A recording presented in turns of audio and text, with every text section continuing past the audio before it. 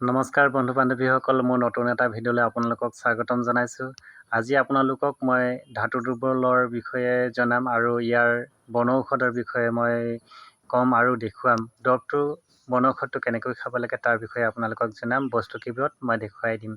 বৰ বেছি নহয়, সামান্য অলপ দৰৱ আপোনালোকে খালে প্ৰতিকাৰ পাব বুলি মই আশা ৰাখিছোঁ। ধাতু দুৰ্বল প্ৰায় মানুহৰে হয়, বহুত মানুহৰে হয় দেখা যায়। আৰু এই ধাতু দুৰ্বল হ'লে অকৌমাৰী অৱস্থাত হ'লে কুমাৰী হোৱাৰ পৰা বঞ্চিত হৈ থাকে। আৰু এয়া অকল মহিলাই হয় বুলি কথা নহয়, এয়া পুৰুষৰো হয়। পুৰুষ মহিলা উভয়ে এইটো ঔষধ খালে আপোনালোকে লাভৱান হ'ব। সেয়েহে আপোনালোকক এই ঔষধবিধ দেখুৱাবলৈ মই আগবাঢ়িছোঁ। ভিডিঅ'টো শেষলৈকে চাব বুলি আশা ৰাখিছোঁ। ভাল পালে লাইক এটা কৰিব, কমেণ্ট কৰিব বুলি আশা ৰাখিছোঁ দেই। আহক ভিডিঅ'টো আগলৈ আগবাঢ়ি যাওঁ। এয়া ক'লা তুলসী হয়। আপোনালোকৰ প্ৰায় ঘৰতে এই ক'লা তুলসী আছে নিশ্চয়। এয়া দেখিছে নহয়, আপোনালোকক ভালকৈ দেখুৱাই দিছোঁ। ক'লা তুলসী।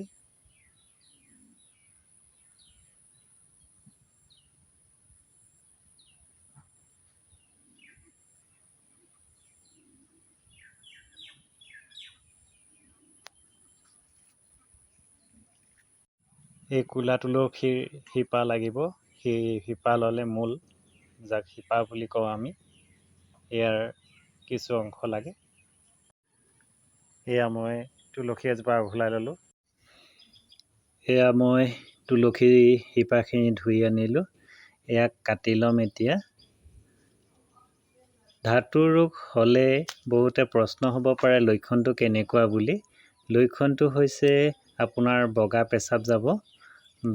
বগা পেচাব, পুৰুষসকলে পেচাব কৰোঁতে শেষত অলপ টান টান অনুভৱ কৰিব, অলপ কষ্ট অনুভৱ কৰিব। পেচাবটো অলপ বগা বগা হয় আৰু অলপ বিজলুৱা ধৰণৰ হয়। এই যে শিপাডাল দেখিছে, এই শিপাডোখৰ বেছি নহয়, ইমানখিনি কাটি ল'ব। প্ৰায় 1 ইঞ্চিত অলপ বেছি হ'লেও কোনো কথা নাই। যদি সৰু হয় তেনেহ'লে অলপ বেছি ল'ব। এনেধৰণৰ সৰু সৰু হ'লে সৰহকৈ লৈ ল'ব আৰু এনেকৈ ইমানখিনি লৈ ল'ব। তাৰপিছত এই পাণখিলা যে দেখিছে, এই পাণখিলা আপোনালোকে ধুনীয়াকৈ কাটি ল'ব।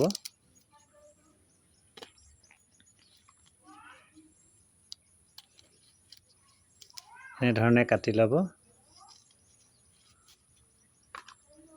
আৰু শিপাডাল এনেকৈ মেৰিয়াই ল'ব। এনেকৈ মেৰিয়াই আপুনি চোবাই খাব। সম্পূৰ্ণ চোবাই মিহি কৰি গিলি দিব। তাৰপাছত এটা কথা কওঁ, যিসকলৰ নতুনকৈ হৈছে তেওঁলোকে প্ৰায় 3 দিন খালেই আপোনালোকে নিৰাময় পাব এই ৰোগটোৰ পৰা। আৰু যিসকলৰ পুৰণা হৈছে, পুৰণা হৈ থকাসকলে প্ৰায় 9 দিনমান খাব। ৰাতিপুৱা খালী পেটত, দুপৰীয়া খালী পেটত আৰু সন্ধিয়া ভাত খোৱাৰ আগত খাব। এনেধৰণে খাই থাকিলে আপোনাৰ নতুন হ'লে আপুনি 3 দিন খাওক। আৰু যদি বেছি হৈছে, যদি পুৰণা হৈছে তেনেহ'লে আপোনালোকে 9 দিনমান খাব। এই দৰৱটো মই আপোনালোকক এইকাৰণে কৈছোঁ, এইটো আমাৰ বংশানুক্ৰমে বাগৰি অহা ঔষধ হয়। আমাৰ আজু ককাহঁতৰ দিনৰ পৰা বাগৰি আহিছে এই দৰৱটো। এতিয়া মই বয়োজ্যেষ্ঠসকলৰ পৰা শিকিছোঁ।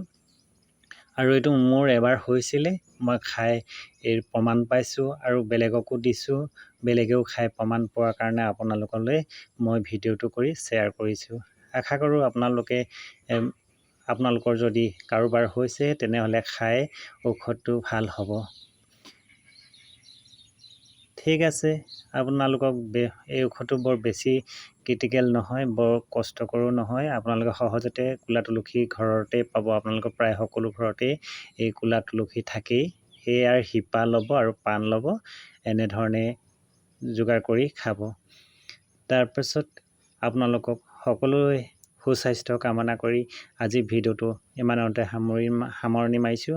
ভাল পালে লাইক এটা কৰিব বুলি আশা ৰাখিছোঁ। কমেণ্ট কৰিব কেনেকুৱা পাইছে। আজিলৈ আহোঁ, বাই বাই।